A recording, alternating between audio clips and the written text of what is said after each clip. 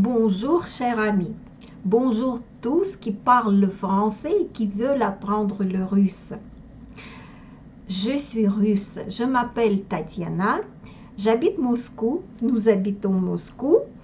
Et je parle le dialecte moscovite. Je connais le français. Je peux vous aider à apprendre le russe, ma langue maternelle.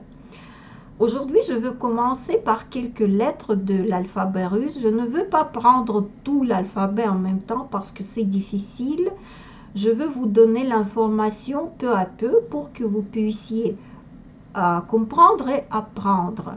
Et aujourd'hui, prenons les lettres les lettres russes qui ressemblent à celles de l'alphabet français qui se prononce par des sons identiques ou proches.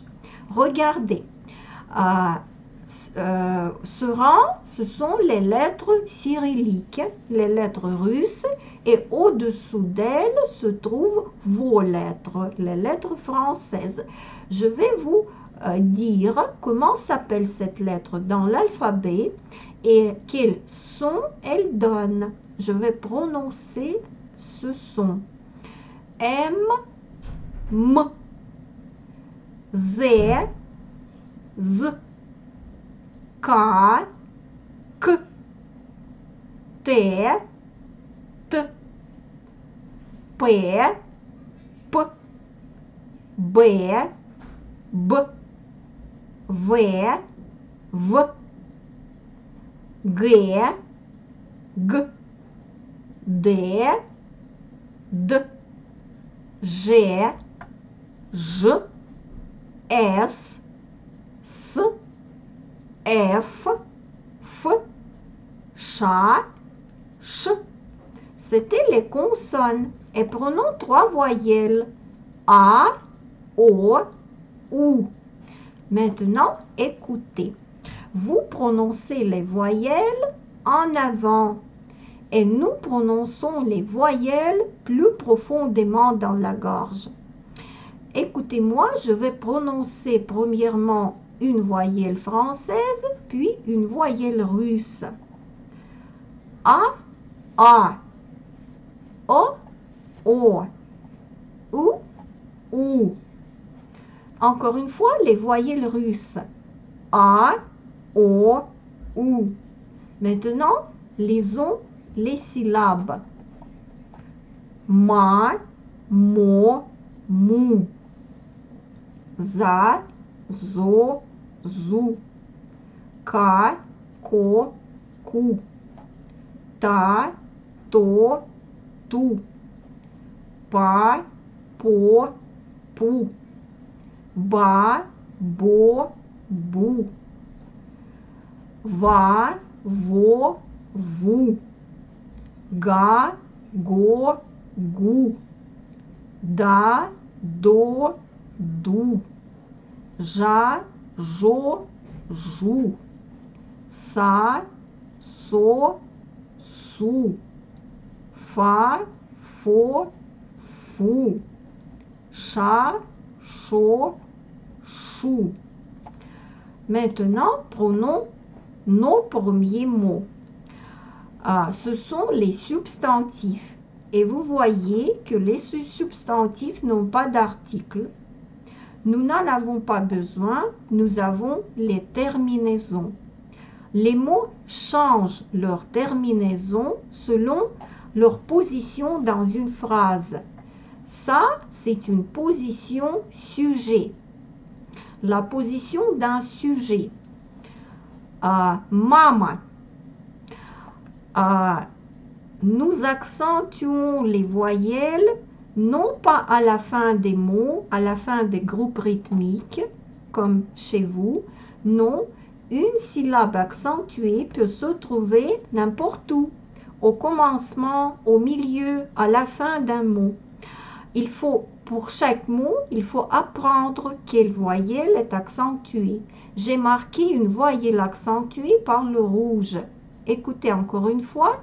Mama. C'est une position sujet. Mama fait quelque chose.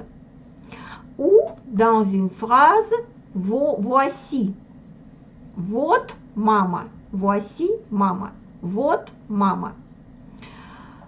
Papa. Regardez. Mama, c'est du féminin. Papa, c'est du masculin. Les substantifs ont un genre. Et les substantifs russes ont 3 genres. Nous avons 3 genres. Le féminin, le masculin et le moyen. Les substantifs qui se terminent par A dans la position sujet peuvent être du féminin ou du masculin, pas du genre moyen. Casa, une chèvre. Casa, écoutez, je prononce A à la place de O parce que c'est une syllabe atone. Casa. Кома, поза, мода, вода. C'est la même chose que pour casa. Вода. Фаза, сага, шуба. Шуба. Un manteau en fourrure. Шуба. Шапка. Шапка. Душа. Дума. C'est une pensée, mais c'est un mot ancien. C'est plutôt notre organe d'État. Государственная дума. Муза. Туба. Пума. Буква. Буква. Сумка. Шутка. Une plaisanterie. Шутка. C'étaient les noms communs. Et voici quelques noms propres. Гоша, Тоша, Саша, Паша, Маша, Даша, Фома. Ce sont les noms des garçons et des filles. Гоша, Тоша, c'est pour les garçons. Sacha, Pacha, peut-être pour un garçon ou pour une fille. Ce sont les noms courts. Sacha, c'est Alexandre. Alexandre, Alexandre. Tout court, Sacha. Pacha, c'est Pavel. Paul en français. Tout court, Pacha. Маша, c'est Marie. Maria, Maria en russe. Tout court, Masha. Et pour une fille, Pasha, il y a un nom, Praskovia, Pasha. Dasha, это Дарья, Дарья. Fama, c'est un nom ancien. Et voici quelques noms pour les animaux. Жужа, Choucha.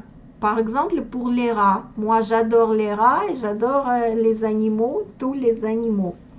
Жужа, Choucha. Умка, Мушка, Мошка, Душка. Voilà. Je pense que c'est assez pour la première fois.